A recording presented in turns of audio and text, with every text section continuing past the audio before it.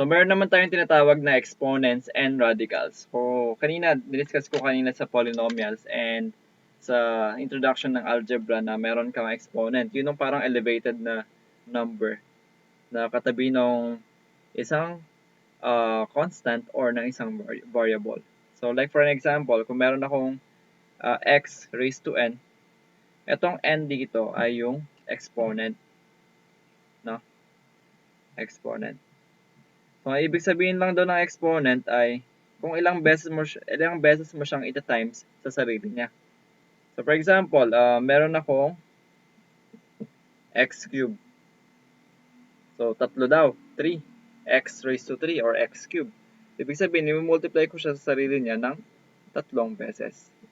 So, ganun lang kasimple yun. Okay? So, how about kapag meron akong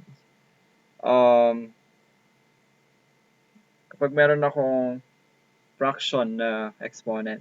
So, let's say x raised to 1 over n. Doon naman magpapakita or mag-introduce yung ating radical sign.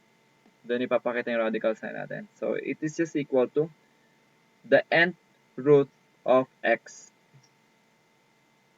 Okay? The nth root of x. Sige. Let's have an example. Let's say x raised to 1/2. Ayan. So, si n dito ay si 2. So, lalagay ko siya sa labas ng radical sign. This is what you call the radical sign. Okay? And then I'll just place x sa loob. Okay? So, kahit di ko nilagay pala sa 2 dito kasi ang ibig lang sabihin ng x raised to 1/2 ay square root of x. So, if I have x raised to 1/3, dun siguro required na ilagay mo si 3 para makita na cube root of x. And so on and so forth. Let's say meron akong x raised to 1/4. Equal naman yan sa 4th root of x. Pero how about if I have x raised to m over n? Equal naman yan sa, kung ano yung nasa denominator, siya yung nasa labas na index. Index ang tawag dyan. Okay? Sige, lagay ko na lang. Index. And then the radical. And then yung nasa loob naman ay siya yung maging exponent ni x. So like for an example, x raised to 2/5. Ayan. So ang ibig sabihin lang yan ay the 5th root of x raised to 2. So again, yung denominator siya yung maging index, yung numerator siya yung maging exponent na nasa loob ng radical sign.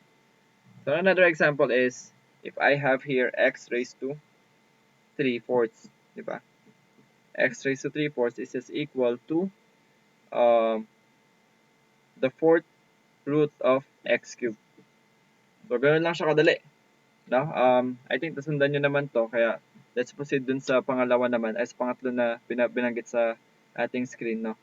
Kapag meron kang same na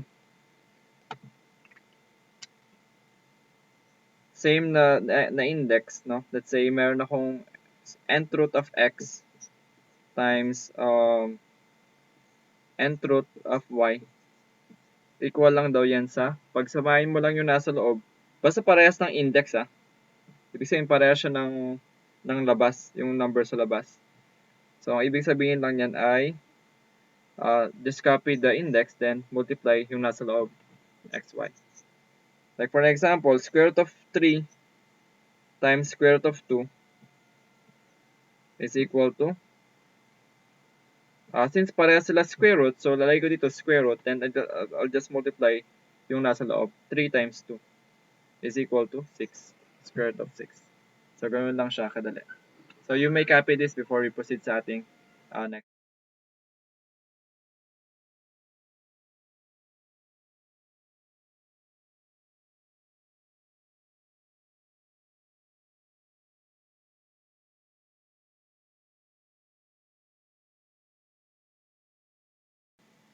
Okay, so that is how you convert the exponents to radical and the radical to exponent kanina, and how will you simplify the radicals and the exponential form of polynomials. So siguro ready na tayo sa ating next na part, which is the converting or the exercise part. Convert to exponential form and or simplify the following.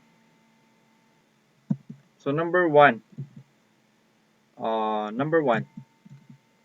we have um,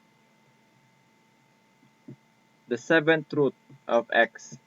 So kanina, no, meron tayong binanggit na x raised to 1 over n.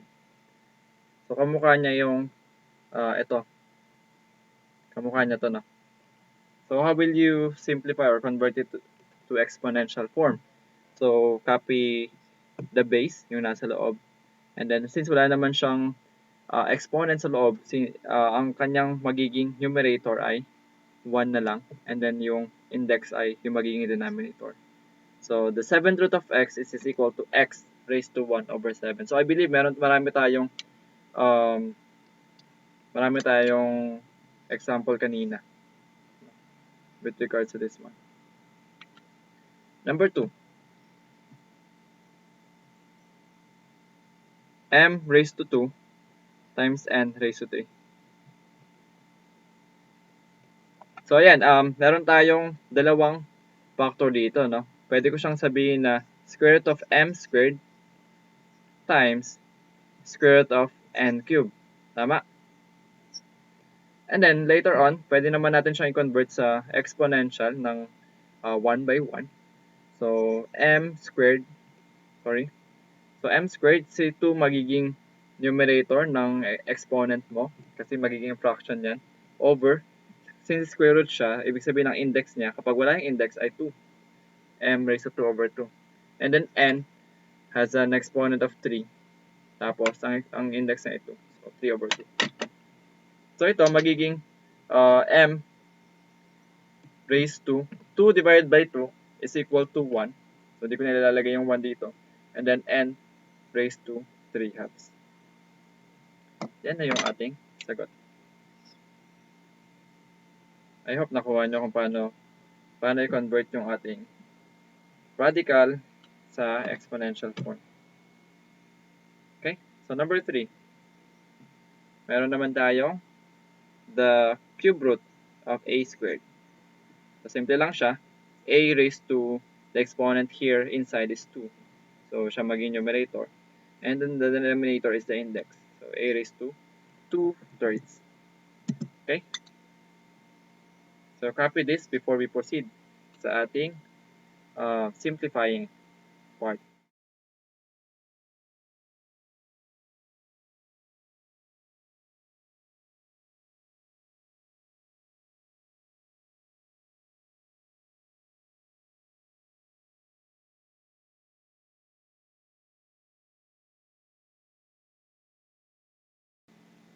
So, simplify the following naman, no? Number 1,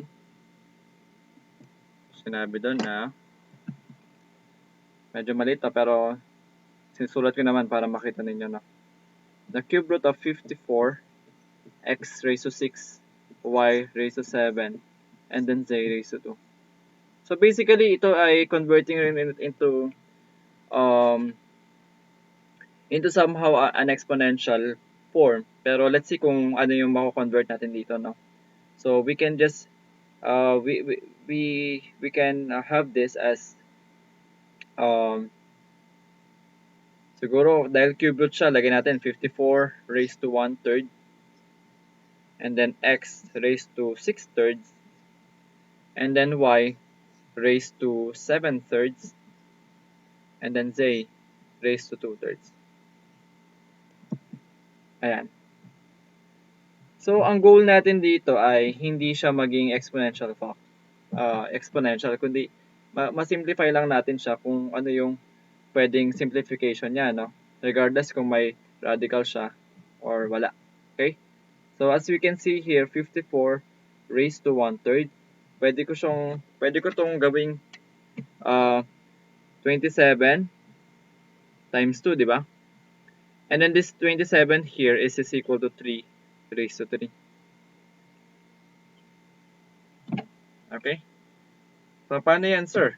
3 raised to 3, no? Pag kinuha natin si 3 raised to 3, kasi magiging kakalabasan yan ay, sige, ilagay ko na lang din dito. using laws of exponent, diba, meron akong 27 times times 2, which is equal to itong 54, no? But everything is raised to 1/3. Tapos, kasi na ako dito, 6 divided by 3 is equal to 2. X squared na to. Y divided by 7, y divided by, y raised to 7/3. Actually, ito ay, pwede kong ilagay dito 6/3 plus 1/3, di ba? Or pwede ko lang din siyang isulat na y raised to 1/3. Kasi parehas lang naman yan. Same base. Tapos, pag-add mo lang ito, 6 plus 1, 7. And then, same naman sila ng denominator. Kaya 7/3 pa rin yan. Para ma-simplify natin to as 2. Diba? Ito ay 2. Yung 6/3. And then, we'll just leave 1/3. And then, z raised to 2/3. Siguro hindi ko na siya simplify. 2/3 na lang din siya. Okay? So, bakit natin nilagay yung 27? Kasi, si 27 ay 3 raised to 3. Tapos, times 2. Pero actually, si 1/3 kasi dito, i-distribute natin siya, di ba? Magkakaroon ng 1/3, tas 1/3 rin. Okay? Tapos, x squared, y squared na to. And then, itong dalawa, since pareha sila ng index, sige, lagay ko na lang din magkaiba para mamaya masimplify pa naman natin. Y raised to 1, and then cube root ng y, times the cube root of z raised to 2. Ayan, siya na yung simplification nila. Okay, so what do we have here? 3 times 1/3 as in the power rule ng law of exponent. 3 times 1/3 kasi pareha siyang power. So, multiply lang natin siya. 3 times 1/3 is equal to 1. So, kaya 3 na lang ito. Pero si 2 raised to 1/3 ay can be simplified as the cube root of 2. Diba? Tama? And then we have x squared, we have y squared, and then we also have cube root of y times the cube root of z squared. So, simplifying, no? Ito, parehas lang sila. Parehas lang sila nasa radical na may cube root or radical na cube root. And then, i-replace ko lang or pagsasamahin ko lang yung mga nasa labas na. 3x squared, y squared, tapos times cube root of, ano to, 2 times y times z squared. So, yan na ang kanyang simplification. Medyo mahaba pero kapag alam nyo yung mga pasikot-sikot ng laws of exponent and converting exponential to radical and vice versa, makukuha nyo agad yan. So, copy this one before we proceed sa number 2.